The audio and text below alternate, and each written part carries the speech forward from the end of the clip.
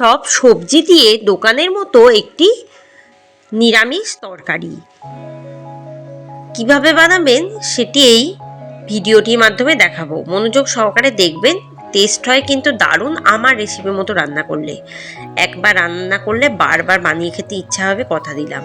আর দোকানের মতো স্বাদও আসবে। নমস্কার বন্ধুরা, মাই সিম্পল লাইফস্টাইল ব্লগে স্বাগত জানাই। দেখে নিন আজকের রেসিপিটি। প্রথমে কড়াই দিয়ে দেবো 4 টেবিল চামচ সাদা তেল। তেলটা ভালো মতো গরম হয়ে গেলে দিয়ে দেবো ডুমো ডুমো করে কাটা একটু মাঝারি সাইজের ফুলকপি। ফুলকপিটা একটু ভেজে দেবো প্রথমে হালকা করে।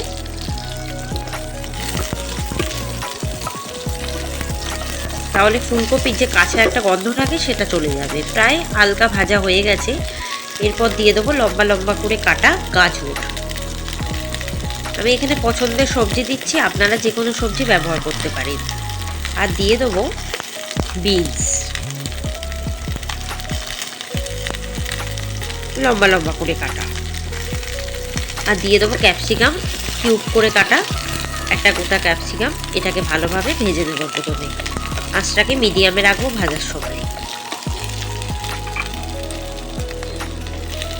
এরপর দিয়ে দেবো বড় বড় করে কাটা পনির। পনিরটাও আর আলাদা করে ভাজছি না, এই সবজির সাথেও কিন্তু ভাজা হয়ে যাবে, তাহলে সময়টা বাঁচবে। এরপর যে মশলা বাটা দেবো সেটা আমি দেখিয়ে দিই। প্রথমে কয়েকটি কাজু দিলাম পরিমাণ মতো। আর দিয়ে দেবো 3 টেবিল চামচ পোস্ত, 1 টেবিল চামচ সাদা তিল, আর 1 টেবিল চামচ চারমগজ। ড্রাইভাবে প্রথমে ব্লেন্ড করে নেবো, বেশ গুঁড়ো গুঁড়ো হয়ে গেছে, এবার ভালোভাবে বাটা যাবে। এরপর দিয়ে দেবো হাফ কাপ জল আর 6টা কাঁচা লঙ্কা বেটে দেব। এদিকে কিন্তু আমার সবজিগুলোর সাথে পনিরটাও ভাজা হয়ে গেছে, বেশ লাল লাল হয়ে গেছে সবজিগুলো ভাজতে ভাজতে। এরপর দিয়ে দেবো পরিমাণ মতো নুন। নুনটা দিয়ে আবারও ভালোভাবে ভাজতে থাকবো যাতে নুনটা সব সবজির মধ্যে ভালোভাবে মিশে যায়। এদিকে কিন্তু আমার মশলাটাও প্রায় বাটা হয়েও গেছে, দেখুন বেশ ঘন ঘনভাবে বাটা হয়ে গেছে। এরপর ওই মশলাটা আমি ঢেলে দিলাম, দিয়ে একটু কষিয়ে নেবো। ড্রাইভাবে মশলাগুলো ব্লেন্ড করে নিলে কি হয়, পোস্তটা কিন্তু ভালোভাবে মিক্সারে বাটা যায়। এভাবে দুবার ব্লেন্ড করে নেবেন ড্রাইভাবে, কোনো রকম জল না দিয়ে। তারপর জল দিয়ে বাটবেন, দেখবেন খুব ভালো মতো মিক্সারে বাটা হয়ে যাবে, শিলের আর প্রয়োজন হবে না। এরপর ওই মশলার বাটিতে কিছুটা তো মশলা লেগেই আছে বেটেছি যখন, তার মধ্যে দিয়ে দেবো 1 কাপ দুধ। দুধটাকে দিয়ে ভালো মতো মিশিয়ে দেবো, দিয়ে কিছুক্ষণ রেখে দেবো। তারপর এদিকে কিন্তু মশলাটা প্রায় কষানো হয়েই গেছে, তেল প্রায় ছেড়ে দিয়েছে। এরপর ওই দুধটা আমি দিয়ে দেবো, যেটা মশলার সাথে মিশিয়ে রেখেছিলাম মশলার বাটিটি। দিয়ে ভালো মতো মশলাটার সাথে সবজিটা দুধটা ভালোভাবে মিশিয়ে দেবো।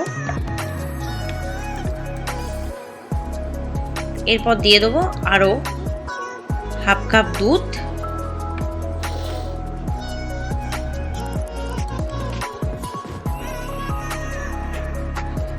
এটাকে একদম ধিম আঁচে রান্না করব। এরপর দিয়ে দেবো 1 চামচ চিনি। একটু মিষ্টি মিষ্টি খেতে হবে তরকারিটা, তাই জন্য। এরপর এটাকে 15 মিনিটের জন্য ঢাকা দিয়ে রাখবো। 15 মিনিট পর ঢাকাটা খুলবো।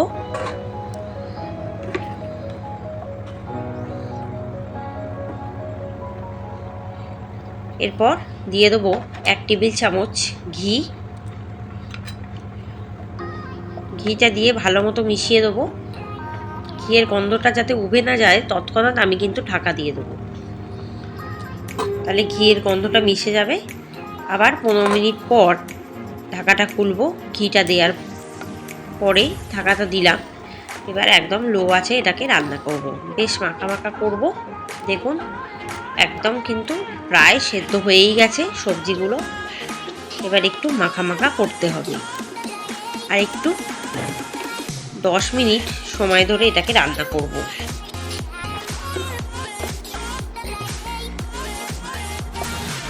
সবজিগুলো সেদ্ধ হয়ে গেছে, খুন্তির সাহায্যে বোঝাই যাচ্ছে।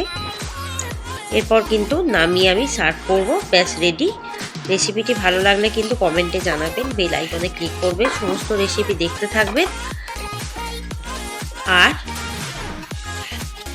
আমার চ্যানেলে সাবস্ক্রাইব করতে ভুলবেন না। ব্যাস রেডি আমার রান্না। ধন্যবাদ।